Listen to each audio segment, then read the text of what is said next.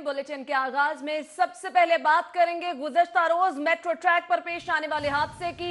Metro track पर हादसा bus driver की गलती से पेश आया। शाहदरा से गजुमता आने वाली बस ट्रैक से हटकर चलते हुए दूसरी बस से जा टकराई। वजीर आला को पेश की गई इब्तिदाई रिपोर्ट में इंकशाफ हुआ है। हादसे का मुकदमा थाना निश्तर कॉलोनी में दर्ज कर लिया गया, जबकि तहकीकात के लिए 6 रुकनी कमेटी भी कायम कर दी गई है।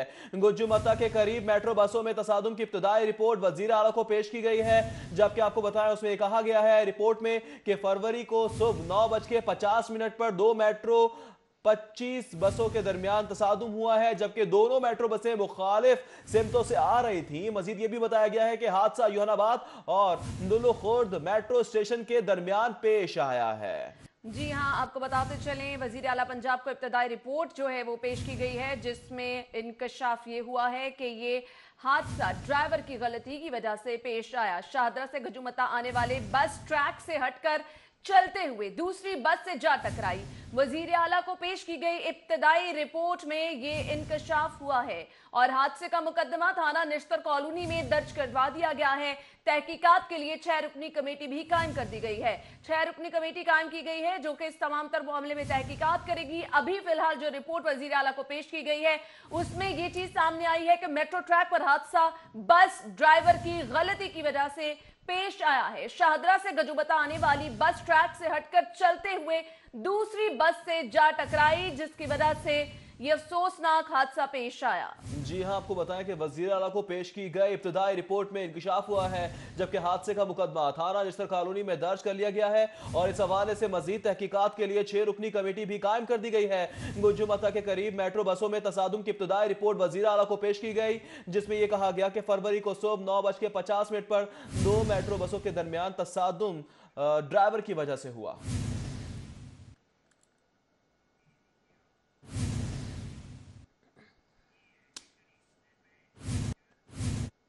आगे बढ़े, कुछ मजीद खबरें भी शामिल करते हैं। हुकूमत और अपोजिशन भारत के खिलाफ मुत्तहद, इंडिया के मजमूम मकासद को इंशाअल्लाह खाक में मिला देंगे। वजीर आला पंजाब ने इन ख्यालात का इजहार किया है। मुल्क के चप्पे चप्पे के दिफा की सलाहियत रखते हैं, ऐसा कहना है वजीर आला उस्मान बज़दार का।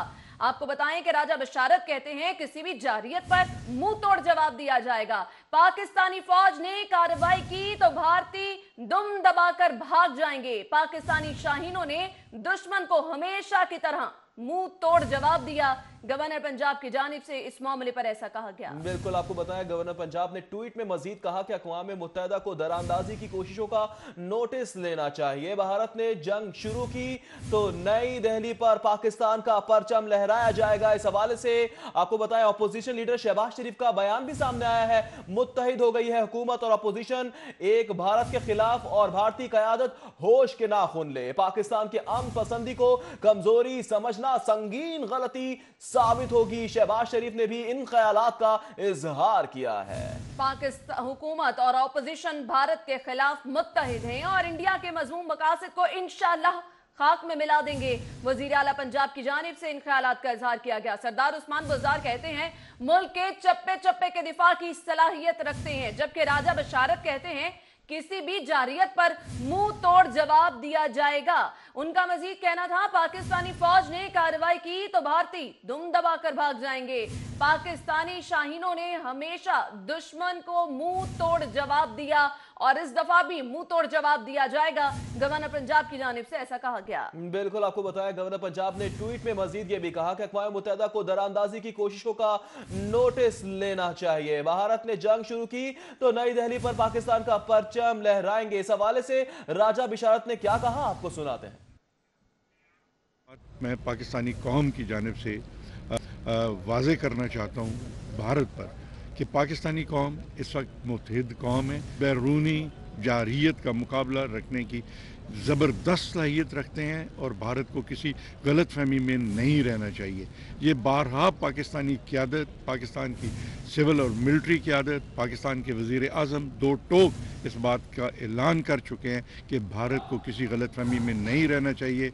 अगर भारत किसी भी जारियत की पहल करेगा तो उसको उसका मैं समझता हूँ कि ज़बरदस्त तौर पर जवाब दिया जाएगा। और ये हम कोई खाली हम बातों की हद तक नहीं है, बल्कि पूरी कौम इस बात की और पूरी दुनिया इस बात की शाहिद है कि पाकिस्तानी अफवाज जो हैं वो इस बात की सलाहियत रखते हैं कि भारत को मुंह तोड़ जवाब दिया जा सकता है। मैं एक दफ़ा फिर भारतीय क़यादत को ये कहना चाहूँगा कि वो किसी भी महाजराई से गुरेज करें, शरंगेजी से गुरेज करें, क्योंकि इसका बहुत वज़ीर कानून रादत कहते हैं कि पाकिस्तानी फौज ने कार्रवाई की तो भारतीय दुम दबाकर भाग गए, जबकि मजीद ये भी कहा कि किसी भी जारहियत पर मुंह तोड़ जवाब दिया जाएगा। भारत पर वाजे कर दिया वज़ीर कानून और बल्दियात राजा बिशारत ने कि पाकिस्तानी फौज ने कार्रवाई की तो भारतीय दुम दबाकर भाग गए, जबकि मजीद ये भी कहा कि किसी भी जारहियत पर भारत को मुंह तोड़ जवाब दिया जाएगा।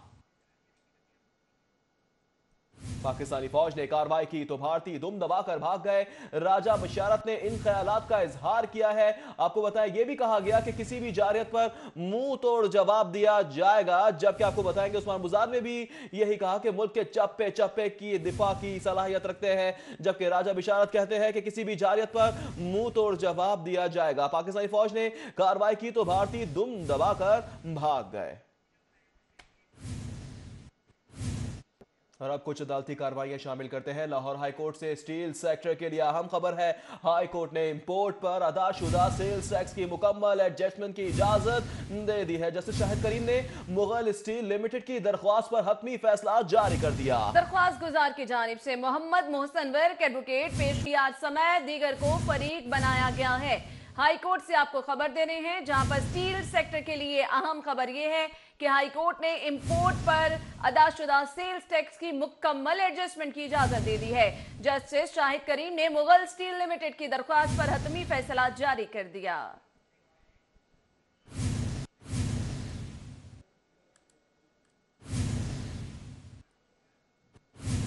और एफबीआर मुतहरिक है। टैक्स न दहिंदगान कंपनियों के खिलाफ कार्रवाइयों का सिलसिला जारी है।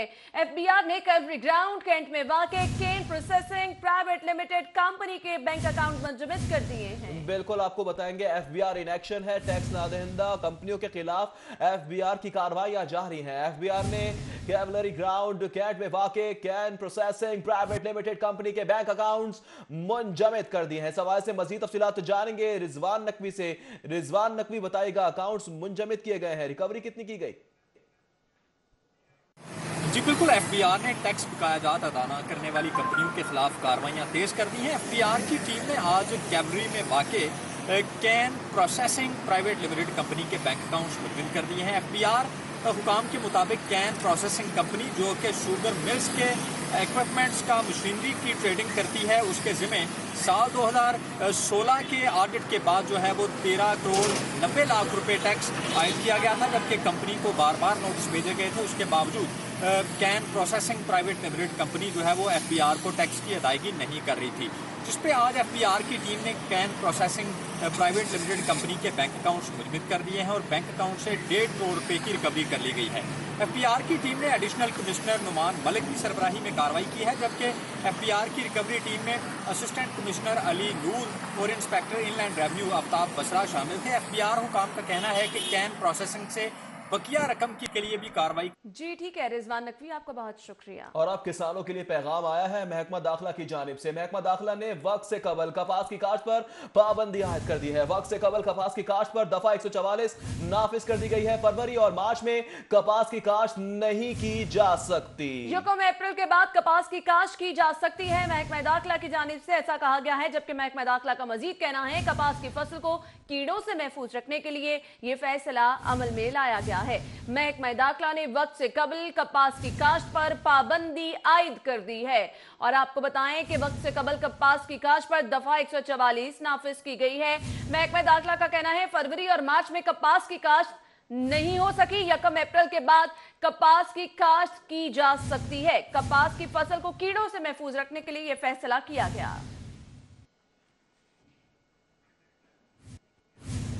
आगे बढ़ेंगे, आपको बताएंगे सरकारी रेट लिस्ट में टमाटर की कीमत जो मुकर्रर की गई है, मार्केट में अब भी उस कीमत पर टमाटर फरोख्त नहीं किया जा रहा। इजाफे के बाद ओपन मार्केट में टमाटर 135 रुपए फी किलो में फरोख्त होने लगा है।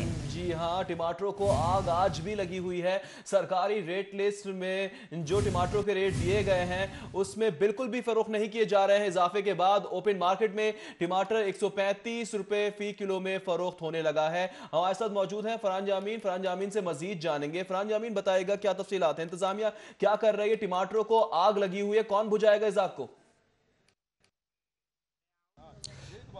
जी बिल्कुल, आज भी टमाटरों की कीमत में कमी नहीं हो सकी है, जबकि जो सरकारी रेट लिस्ट जारी की गई है कल की निस्बत उसमें भी 14 रुपये इजाफा देखने में आया। कल जो टमाटर सरकारी रेट लिस्ट में 90 रुपये फ़ी किलो के हिसाब से फ़रोख्त किया जाना था, आज लाल लाल टमाटर सरकारी जो निर्ख नाम है उसमें 104 रुपये यानी 14 रुपये इजाफा उसमें देखा गया। जबकि अगर बात की जाए ओपन मार्केट में तो कल जो टमाटर जो 100-110 के दरमियान फ़रोख्त हो रहा था, आज वो 120 से 135 रुपये उसका रेट रहेगा। तो आज भी ये देखा गया है कि शहर भर की मार्केटों में सब्ज़ी फरोशों में ने जो टमाटर का रेट है उसमें कमी नहीं लाई जा सकी है। जो टमाटर फ़रोख्त करने वाले सब्ज़ी फरोश हैं उनका कहना है कि टमाटर क्योंकि उन्हें पीछे से महंगा आ रहा है, इस वजह से वो ये टमाटर महंगा ही फ़रोख्त कर रहे हैं और सरकारी रेट लिस्ट के हिसाब से वो फ़रोख्त नहीं कर सकते, उससे इनके अखराजात पूरे नहीं होते हैं और नुकसान में कोई भी सब्ज़ी फ़रोख्त नहीं की जाती। जबकि यहाँ पर जो शहरी जो ख़रीदार हैं उनका कहना है कि अगर सरकारी रेट लिस्ट जारी की जाती है उस पर अमल दरामद करवाना भी सरकार का ही काम है। कमेटियाँ, प्राइस कंट्रोल कमेटियाँ शहर भर में मौजूद हैं, ज़ोन की लेवल पर मौजूद है, प्राइस कंट्रोल मजिस्ट्रेट मौजूद है, लेकिन ऐसा महसूस होता है कि वो सिर्फ अपने कमरों में बैठकर सरकारी प्रोटोकॉल इंजॉय कर रहे हैं, जबकि जो शहरी है मुनाफाखोरों के हाथों यरगमाल बने हुए हैं और हर कोई अपनी मर्ज़ी से जो रेट है सब्जियों का, टमाटर का वो उसने मुकर्रर किया, उसी हिसाब से फ़रोख्त कर रहा है। ठीक है, बहुत शुक्रिया आपका। Welcome back. कुछ बात करते हैं लेस्को की। लेस्को समेत तमाम कंपनियों में नाकिस मटेरियल की खरीदारी करने का इंकशाफ हुआ है। वजारत पावर डिवीजन का कंपनियों से मटेरियल खरीदारी का इख्तियार वापस लेने का भी फैसला कर लिया गया। इख्तियारात वापस लेकर पेप्को के सपोर्ट करने पर काम शुरू कर दिया गया। इससे कबल NTDC कंपनियों की डायरेक्टोरेट्स मटेरियल की खरीदारी करती थी। इख्तियारात वापस लेकर पेप्को के सपोर्ट करके चीफ इंजीनियर मटेरियल इंस्पेक्शन की तैनाती होगी। खरीदारी से कबल मटेरियल की इंस्पेक्शन डायरेक्टोरेट के अफसरान किया करेंगे, जबकि लेस्को दीगर कंपनियों से अफसरान ने डायरेक्टोरेट में तैनातियों के लिए सिफारिशें भी शुरू कर दी हैं। NTDC के अफसरान ने डायरेक्टोरेट में डेपुटेशन पर तैनाती से इनकार भी कर दिया। बोर्ड ऑफ डायरेक्टर की मंजूरी के बाद बाज़ाब्ता तौर पर काम शुरू किया जाएगा। कंपनियों में ट्रांसफार्मर, केबल्स, मीटर्स और कंडक्टर्स की इंस्पेक्शन की जाएगी। कंपनियों में पोल्स, इंसुलेटर्स समेत दीगर मटेरियल की इंस्पेक्शन भी पेप्को ही करेगी। और अब आपको बताएंगे लाहौर की तालीमी कारकर्दगी बढ़ाने के लिए ग्रेड 17 के तमाम जोनल हेड्स को तब्दील कर दिया गया। ग्रेड 17 के जोनल हेड से ओहदा वापस लेकर ग्रेड 18 और 19 के स्कूल सरबराहान को दिया गया है। ये क्यों किया गया है जानेंगे नुमाइंदा सिटी 42 जुनेद रियाज से। जी जुनेद रियाज। डिस्ट्रिक्ट एजुकेशन अथॉरिटी लाहौर ने ग्रेड 17 के स्कूल सरबराहान से जोनल हेड का ओहदा जो है वो वापस ले लिया। अगर लाहौर में बात की जाए तो लाहौर में तकरीबन 34 जो हैं वो स्कूल सरबराहान जोनल हेड के तौर पर जो है वो काम कर रहे हैं और उनके ज़ेर साया तकरीबन 20 से 25 स्कूल जो हैं वो चलाए जाते हैं। और इस हवाले से अब डिस्ट्रिक्ट एजुकेशन अथॉरिटी ने तालीमी कारकर्दगी को बेहतर बनाने के लिए ग्रेड 17 के स्कूल सरबराहान जितने भी थे उनसे जोनल हेड का ओहदा जो है वापस ले लिया और ओहदा वापस लेकर ग्रेड 18 और 19 के स्कूल सरबराहान को सौंप दिया गया। और इस हवाले से अगर बात की जाए जिनसे ग्रेड 17 के जो स्कूल सरबराहान थे और उनसे जोनल हेड का ओहदा वापस ले लिया, इनमें राना सलीम, वकार अहमद, मोहम्मद ताहिर और सलीम गिल शामिल है। जबकि ग्रेड 18 और 19 के जो स्कूल सरबराहान हैं जिनको ये ओहदा सौंपा गया उनमें बशीर जाहिद गुराया जो कि साबिक CEO गुजरांवाला और लाहौर भी रह चुके हैं। और इसके अलावा जाहिद इकबाल, तारिक रफ़ीक, सुकलैन बुखारी, मलक अजीम एवान, नईम मुगल और मोहम्मद इखलाक को जो है ये ओहदा सौंप दिया गया। और इस हवाले से डिस्ट्रिक्ट एजुकेशन अथॉरिटी के district education officer secondary Humayun Shahid का कहना है कि ये सिर्फ़ और सिर्फ तालीमी कारकर्दगी को बेहतर बनाने के लिए और जो स्कूलों की मॉनिटरिंग है उसको बेहतर बनाने के लिए। ठीक है जुनैद, आपका बहुत शुक्रिया। और अब खेल दीवानों की बात करते हैं। PSL 4 के लाहौर में मैचेस के लिए टिकटों की फरोख्त का दूसरा रोज है। 2 से 3 हजार वाली टिकटों की फरोख्त जारी है। इसी बारे में जान लेते हैं ताहिर जमील से। जी ताहिर, बताइएगा।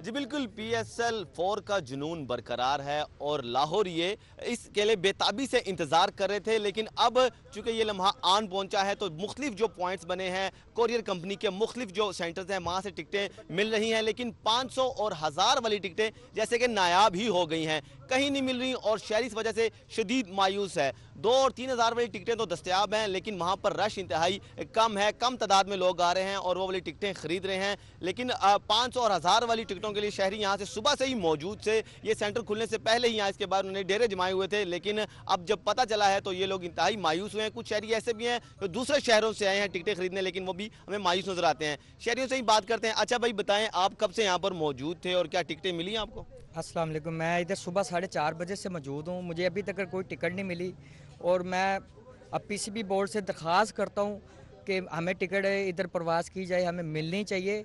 और क्या 3 मैचेस हैं, क्या 1 घंटे के अंदर ही 3 मैचेस की टिकट ख़त्म हो गई? ये कैसे पॉसिबल हो सकता है? हम इस चीज़ को नहीं मानते। और दूसरी बात ये है कि हम 2000 3000 वाली टिकट अफोर्ड नहीं कर सकते। हमें 500 वाली 1000 वाली हमें टिकट अपना दी जाए। और बहुत शुक्रिया। जी बिल्कुल, शहरियों का यहाँ पर कहना है कि वो अफोर्ड नहीं कर सकते 2000 3000 से महंगी टिकटें। अलबत्ता 5 और 1000 वाली टिकटें हैं, वो ज़्यादा उनकी तादाद बढ़ाई जाए ताकि ज़्यादा शहरी खरीद सकें और ज़्यादा शहरी स्टेडियम में आ सकें और मैच से महजूज हो सके। सवालिया निशान भी उन्होंने उठाया है टिकटों की फरोख्त पे अमल। ठीक है ताहिर जमील, शहरियों का कहना है कि 5,000 वाले टिकट्स फराहम किए जाएं और वो खत्म हो गए, जिसकी वजह से उन्हें मुश्किलात का सामना करना पड़ रहा है। आगे बढ़ेंगे और आपको बराह रास्त लिए चलेंगे। इस वक्त सूबाई वज़ीर इत्तलात व सकाफत फयाजुल हसन चौहान मीडिया से गुफ्तगू कर रहे हैं। इसका मुकाबला वो गाय का पेशाब पीने वाले नहीं कर सकते। तो मैं भरपूर तरीके से मजम्मत करूँगा इंडिया ने जो हरकत की है, लेकिन इसके ऊपर भी उनके खाते में ज़िल्लत, रुसवाई, जगहसाई और शर्मिंदगी, तंज, इस्तेहज़ा, दशनाम और अफसोस के अलावा उनके खाते में कुछ नहीं आया। पूरी दुनिया के अंदर इस वक्त उनकी फ़ज़ाइया और इंडिया तंज़ो मज़ाक का निशाना बना हुआ है।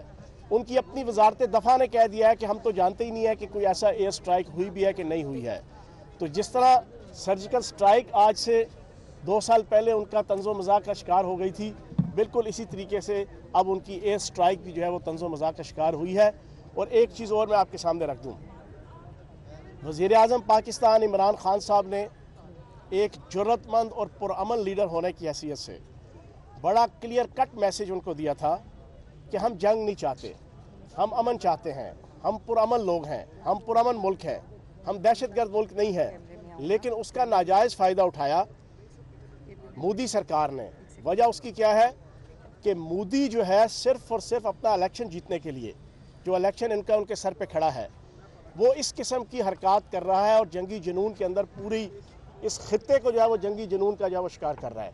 तो मैं अपनी बात ख़त्म करते हुए सिर्फ इतना कहूँगा, मोदी सरकार को ये मैसेज दूंगा कि पाकिस्तान की 22 करोड़ आवाम के गले में ज़बरदस्ती जंग का ढोल मत बांधो। अगर तुमने ये ढोल बांध दिया तो 22 करोड़ पाकिस्तानी इतने ज़बरदस्त तरीके से फिर ये ढोल बजाएंगे कि 130 करोड़ हिंदुस्तानी फिर हमारे अशारों पे कथक नाच जो है वो नाचने पे मजबूर हो जाएंगे। तो ख़बरदार, हमारे सरों पे जंग मुसल्लत मत करो और टेबल टॉक करो, मुज़ाकरात के टेबल पर आओ, मसले कश्मीर को हल करो, पाकिस्तान के पानी के मसले को हल करो, कुलभूषण सिंह यादव की तरह की दहशतगर्दी के इशू को सॉर्ट आउट करो। पाकिस्तान भरपूर तावन करने को तैयार है, लेकिन अगर तुम इस किस्म की हरकत करोगे तो इंशाअल्लाह, मैंने पहले भी पिछले 3 दिनों में ये बात कही है, अब दोबारा कहूँगा, जिस इंडियन फ़ौज ने या इंडियन फ़ौजी ने पाकिस्तान की सरहद को अबूर करने की कोशिश की, तो रब्बे काबा की कसम उसकी हड्डियों का वो सुरमा बनेगा जिसको हम अपनी आंखों में नहीं अपने जूतों पे लगाएंगे इंशाल्लाह।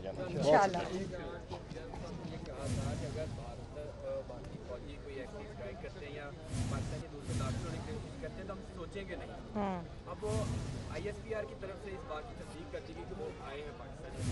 अब क्या सोच रहे हैं हम लोग, हमारी आर्मी क्या सोच रही है? देखें, वज़ीर आज़म साहब ने इस पे इजलास बुलाया हुआ है, अभी भी इजलास हो रहा है। हमने करना क्या है, एक होता है ज़िम्मेदार मुल्क, एक होता है गैर ज़िम्मेदार मुल्क। गैर ज़िम्मेदार मुल्क ने जो हरकत की है 2:30 बजे, उनके अपने मुल्क के अंदर उनके अपने अदारे, वजारत दफ़ा से लेकर सिविल सोसाइटी और मीडिया, उन्हें तनकीद का निशाना बना रहा है। यह है एक गैर ज़िम्मेदार मुल्क की गैर ज़िम्मेदार क़यादत का गैर ज़िम्मेदाराना एटीट्यूड, बिहेवियर, रवैया और एक्ट। एक होता है जिम्मेदार मुल्क। अब हमने क्या करना है, हम इस इशू की बुनियाद पे पहले तो यूएनओ से लेके इंटरनेशनल कम्युनिटी को हम बताएं। सूबाई वज़ीर तलातफत फयाजुल हसन चौहान इस वक्त मीडिया से गुफ्तगू कर रहे हैं, जो कि आप मुलाहिजा कर रहे हैं। जबकि दूसरी जानिब भारतीय जहारत के खिलाफ मजम्मती करारदाद पंजाब असेंबली में जमा करवाई गई है। करारदाद तहरीक इंसाफ के रहनुमा अब्दुल अलीम खान ने पेश की। मोदी सरकार इलेक्शन मुहिम में पाकिस्तान के खिलाफ एडवेंचर कर रही है, ये है करारदाद का मतन। भारत ने बैनुल-अक़वामी कवानीन की खुल्लम खुल्ला खिलाफ वर्जी की। करारदाद में ऐसा भी कहा गया, एयरफोर्स की बरवक्त कार्रवाई पर दुश्मन जान छुड़वाकर वापस भाग गया। पाक फौज पाकिस्तान के चप्पे चप्पे की हिफाजत के लिए हर वक्त तैयार है। भारत की बैनुल-अक़वामी कवानीन की खिलाफ वर्जी पर भरपूर एहतजाज किया जाएगा, मजम्मत करते हैं। करारदाद में ये भी कहा गया है।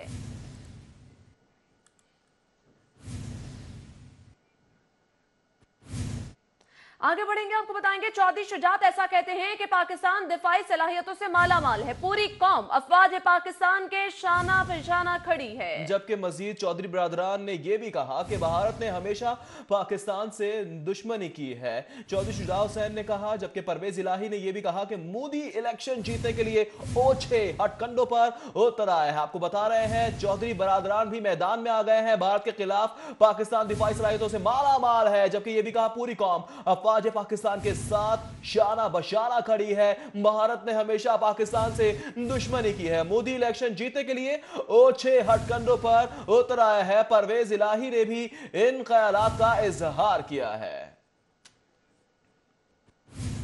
जबकि भारत का जंगी जुनून सवार है, तो तलबा ने भी भारत को मुंह तोड़ जवाब दे दिया है। तलबा कहना है कि वो अपनी पाक फौज के शारा बशारा खड़े हैं और वतन का दिफा करना भी भरपूर तरीके से जानते हैं। इसी बारे में मजीद जान लेते हैं शाहरुख नदीम से। शाहरुख, बताएगा किन ख्यालात का इजहार किया तलबा ने? जी बिल्कुल, पाकिस्तान एयरफोर्स ने गुज़िश्ता रात पाकिस्तान के दिफा को एक मरतबा फिर यकीनी बनाया है कि इंडिया की जानिब से जब LOC पर जो उनके तैयारे थे उन्होंने क्रॉस करने की कोशिश की, तो पाकिस्तान एयरफोर्स के जो तैयारे थे उन्होंने उन्हें भगाया और ये पैगाम दिया कि हम अपनी जो सरहदें हैं उसकी हिफाजत के लिए हर दम तैयार हैं। हमारे जो नौजवान हैं वो भी तैयार हैं। हम इस वक्त कुछ तलबा के साथ मौजूद हैं, इनसे बात करते हैं कि इंडिया का जो ये जुनून है जंग का, इस पे वो ये क्या कहते हैं। अच्छा, आप बताएं कि इंडिया ने रात को कोशिश की इधर आने की पाकिस्तान, मगर जो हमारे एयरफोर्स के तैयारे थे उन्होंने उन्हें दोबारा भगा दिया, तो क्या कहेंगे आप?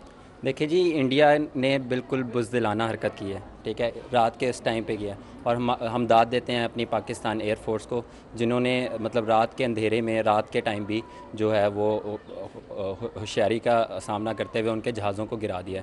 तो इंडिया अभी बच्चे हैं, ये कुछ नहीं कर सकते। ये अभी इनको ICC चैम्पियन ट्रॉफ़ी की जो है वो अभी तक नहीं उनकी उतरी।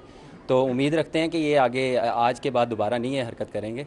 तो पाकिस्तान का हौसला जो है वो कम नहीं है। हम स्टूडेंट्स का हौसला भी बिल्कुल बुलंद है और हम जो है वो बिल्कुल अपनी पाक फ़ौज और एयरफोर्स के साथ खड़े हैं। जी बिल्कुल, पाक फ़ौज और एयरफोर्स के साथ खड़े हैं। और आज गुज़िश्ता रात जो इंडिया के साथ हुआ है, तो उनका ये कहना था कि उम्मीद है कि इंडिया आइंदा ऐसी गलती नहीं करेगा। कुछ और भी स्टूडेंट्स हमारे साथ मौजूद हैं, इनसे बात करते हैं। अच्छा, आप बताएँ कि क्या मैसेज देंगे हमारे पाक फ़ौज को और साथ इंडिया को? अस्सलाम वालेकुम। इंडिया को हम ये मैसेज देना चाहते हैं कि हम वो कौम है जो तख्ता और तख्त में से एक चुना करते हैं। हम जब शान से दुनिया में जिया करते हैं। तोप क्या चीज़ है, बंदूक किसे कहते हैं, हम तो टैंकों की सफ़े चीर दिया करते हैं। तो इंडिया को जो है वो ये बात याद रखनी चाहिए कि उसका पाला किस कौम से पड़ा है।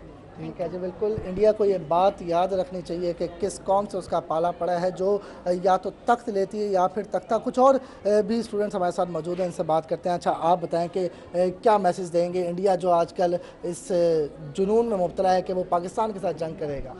ये मेरी तरफ से इंडिया को यही मैसेज है कि ये इंडिया की भूल है, बल्कि छोटी सी भूल नहीं, बहुत बड़ी भूल है कि अगर वो ये सोच रहे हैं कि वो पाकिस्तान के ऊपर या पाकिस्तान के एक चप्पे के ऊपर भी वो कब्ज़ा कर लेंगे। तो मेरा इंडिया को यही मैसेज है कि आप ये बात जहन में रखें, मैं और पाकिस्तानी कौम ये नहीं चाहती कि हम अपने सिलेबस में एक और बुक ऐड करवा लें कि एक था हिंदुस्तान, क्योंकि हम लोग पहले ही सिलेबस से बहुत तंग आए हुए हैं, पहले ही हमारे से कवर नहीं हो रहा। तो हम नहीं चाहते कि जो है ये मज़ीद इसको बढ़ाया जाए और और फिर हिंदुस्तान का नामो निशान भी मिट जाए, तुम्हारी दास्तान तक ना होगी दास्तानों में। शुक्रिया जी बिल्कुल, जो आपने सुना कि जो स्टूडेंट्स का कहना था कि भारत सुन ले, शाहीनों से टकरे तो नीस तो नाबूद हो जाओगे। खुशामदीद। अभी आपको बताएंगे एलडीए के इख्तियारात कम करने का उसूली फैसला किया गया है। एलडीए के इख्तियारात से ननकाना, कसूर, शेखुपुरा को निकालने का फैसला किया गया है। एलडीए के इख्तियारात सिर्फ लाहौर तक महदूद करने का यह फैसला किया गया है। कसूर, शेखुपुरा, ननकाना के building control, master plan, fees की वसूली मकामी बल्दिया करेगी। महकमा बल्दियात ने इस हवाले से समरी मंजूरी के लिए वजीर आला को भी भिजवा दी है। आपको बता रहे हैं एलडीए के इख्तियारात कम करने का उसूली फैसला किया गया है। एलडीए के इख्तियारात से ननकाना, कसूर, शेखुपुरा को निकालने का फैसला। एलडीए के इख्तियारात सिर्फ लाहौर तक महदूद किए जाएंगे, जबकि कसूर, शेखुपुरा, ननकाना के building control, master plan, fees की वसूली मकामी बल्दिया करेगी। दूसरी जानिब एलडीए के जारी तरक्याती मंसूबे अदम तौजीही का शिकार हो गए। वजूहात क्या हैं, दुर्रे नायाब से जान लेते हैं। जी दुर्रे नायाब, बताइएगा। एलडीए के जारी तरक्याती मंसूबे, जिसमें बहुत बड़े बड़े प्रोजेक्ट, जिसमें एरिना प्रोजेक्ट की बात की जाए, park and shop arena project, तो उसमें भी अभी तक कोई काम ना होने के बराबर है और कंप्लीशन के करीब है। लेकिन फंड्स भी मंजूर हैं, बजट भी पास किया जा चुका है, लेकिन काम उस रफ्तार से नहीं हो रहा कि काम अपनी कंप्लीशन की तरफ जाए और इस मंसूबे को आगे चलाया जा सके। इसी तरह बात की जाए तो शौकत खाना फ्लाईओवर के मुकम्मल होने के बाद नीचे प्लांटेशन का काम जू का तू पड़ा है। प्रोजेक्ट के पैसे भी पीएचई को दिए जा चुके हैं, लेकिन उसका भी काम नहीं किया जा रहा है। इसके साथ अगर आगे बात करें तो ख़ियाबाने जिना पे ही जो तोसी का मंसूबा था, उसके यू टर्न्स बनने के बाद वहाँ पे भी अब काम जो है वो तकरीबन 5 से 10% रह गया, लेकिन उसको भी मुकम्मल नहीं किया जा रहा। 11 स्पोर्ट्स कम्प्लेक्स तो तकरीबन अब ढांचों की शक्ल इख्तियार कर गए हैं और अबंडेंट प्रॉपर्टीज़ के करीब पहुँचने के करीब हो गए हैं, लेकिन उस पर भी काम नहीं किया जा रहा। फंड्स भी मौजूद हैं। एक मोरिया पुल के भी फंड्स मंजूर करा के एडीपी में जारी करवाए जा चुके हैं, लेकिन उस पर भी काम नहीं किया जा रहा। बेदियाँ जो तोसी मंसूबा था बेदियाँ रोड का, उसके भी फंड्स मौजूद हैं, एडीपी में रिफ्लेक्ट भी हो रहे हैं, लेकिन उस पर भी काम नहीं किया जा रहा। ये तमाम तर वो मंसूबे हैं जो एलडीए के अदम तवज्जो के जो बाइस हैं वो। बहुत शुक्रिया तफसीलात से आकर के लिए। उधर जिले इंतजामिया की जानिब से मॉडल करार दिया गया फिरोजपुर रोड डंपिंग साइट में तब्दील हो गया है। इस हवाले से मजीद तफसीलात जानेंगे उस्मान अलीम से। जी उस्मान अलीम। जी बिल्कुल, ज़िला इंतज़ामिया की जानिब से शहर की मुख्तलिफ शाहराहों को मॉडल रोड डिक्लेयर किया गया था, जिनमें से एक मेन फिरोजपुर रोड भी थी। और इस फिरोजपुर रोड पर जो है वो जगह जगह हमें जो डंपिंग साइट्स हैं ये नज़र आती हुई दिखाई देती हैं और यूँ लगता है कि फिरोजपुर रोड, तमाम तर फिरोजपुर रोड जो है वो डंपिंग साइट में तब्दील हो चुका है। जगह जगह कूड़े करकट के ढेर हमें दिखाई देते हैं और इसके अलावा गंदे पानी के जोड़ और तजावजात जो हैं वो भी यहाँ पर हमें देखने में नज़र आते हैं। तो अगर शहर की मॉडल रोड्स का ये हाल है तो बकाया का अंदाज़ा जो है वो शहरी खुद लगा सकते हैं कि वहाँ पर क्या सूरत हाल होगी। अगर मेरा कैमरामैन टीपू आपको दिखा सके तो मेरे बिल्कुल पीछे जो कूड़े कुरकट की एक बड़ी तादाद जो है वो आपको देखने में नजर आएगी कि किस तरीके से ये सर्विस लेन पर ही गंदगी के अंबार लगे हैं, जिससे शहरी भी परेशान है। और ये सिर्फ एक स्पॉट नहीं, मेन फिरोजपुर रोड पर ऐसे मुतादिद स्पॉट्स मौजूद हैं जहां पर इसी तरीके से कूड़ा करकट और गंदगी जो है इसके ढेर हमें देखने में नज़र आते हैं। और LWMC के जो ठेके पे काम करने वाले जितने भी वर्कर्स थे उनकी तनख्वाहें जो है गुज़िश्ता 2 माह से बंद हैं। 1900 के करीब ये मुलाजमीन बताए जा रहे हैं जिन्होंने कूड़ा उठाना जो है वो छोड़ दिया है और इनको 2 माह की तनख्वाहें जो है वो फराहम नहीं की गई, जिसकी वजह से शहर जो है वो डंपिंग साइट में तब्दील होता हुआ दिखाई दे रहा है।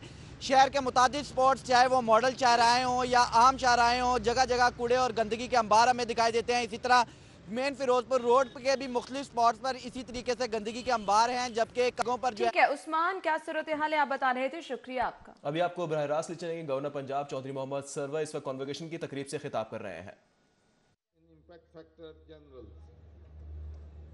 It is satisfactory to note that the University of Lahore is offering diverse disciplines and programs of studies which is in keeping with its vision of expanding its academic universe to encompass more and more disciplines and also build up an interdisciplinary body of knowledge.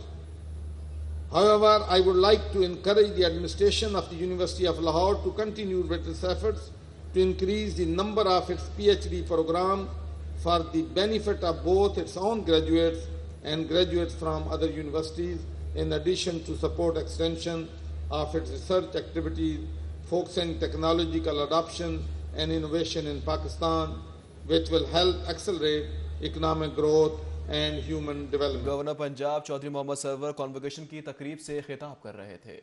Welcome back. Johar town से खबर शामिल करेंगे। नामालूम शख्स की लाश बरामद हुई है। लाश को देखकर मकामी अफराद ने पुलिस को इत्तला दी। पुलिस ने लाश को कब्जे में लेकर तहकीकात का आगाज कर दिया। लाश की ताहाल शनाख्त भी नहीं हो सकी। पुलिस के मुताबिक ऐसा बताया गया है। जौहर टाउन का इलाका है जहां पर नामालूम शख्स की लाश बरामद हुई है और लाश को देखकर मकामी अफराद ने पुलिस को इत्तला दे दी। पुलिस ने लाश को कब्जे में लेकर तहकीकात का बाकायदा आगाज कर दिया है और पुलिस का यह कहना है कि लाश की ताहाल शनाख्त नहीं हो सकी। जौहर टाउन के इलाके से नामालूम शख्स की लाश बरामद हुई है जिसकी ताहाल शनाख्त नहीं हो सकी। पुलिस की जानिब से तहकीकात की जा रही हैं। पुलिस ने लाश को कब्जे में ले लिया है और तहकीकात की जा रही हैं। अलबत्ता पुलिस के मुताबिक बताया गया है कि लाश की ताहाल शनाख्त नहीं हो सकी।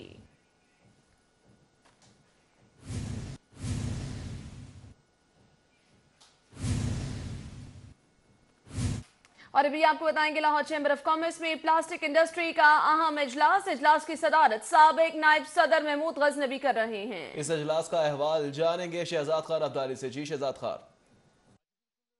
हम Lahore chamber of commerce and industry में मौजूद हैं। Lahore chamber of commerce and industry में प्लास्टिक सेक्टर का अहम इजलास मुनक़द हुआ। इस इजलास की सदारत लाहौर चैम्बर के नायब सदर और प्लास्टिक इंडस्ट्री एसोसिएशन के कन्वीनियर महमूद गजनवी ने की, जबकि इस अहम इजलास में प्लास्टिक इंडस्ट्री की मारूफ कारोबार शख्सियात जिनमें मियाँ मोहम्मद नवाज, वाजिद हुसैन समेत दीगर कारोबारी शख्सियात ने इस अहम इजलास में शिरकत की। इस इजलास के शुरा से खिताब करते हुए साबिक नायब सदर महमूद गजनवी का ये कहना था कि FBR की जानब से प्लास्टिक इंडस्ट्री को मुसलसल हरासा किया जा रहा है। उनका ये कहना था कि FBR को अगर टैक्सेस के हवाले से कोई शिकायत दरपेश हैं तो उसके हवाले से लाहौर चैम्बर से या प्लास्टिक इंडस्ट्री एसोसिएशन के ओहदेदारान से रब्ता किया जाए।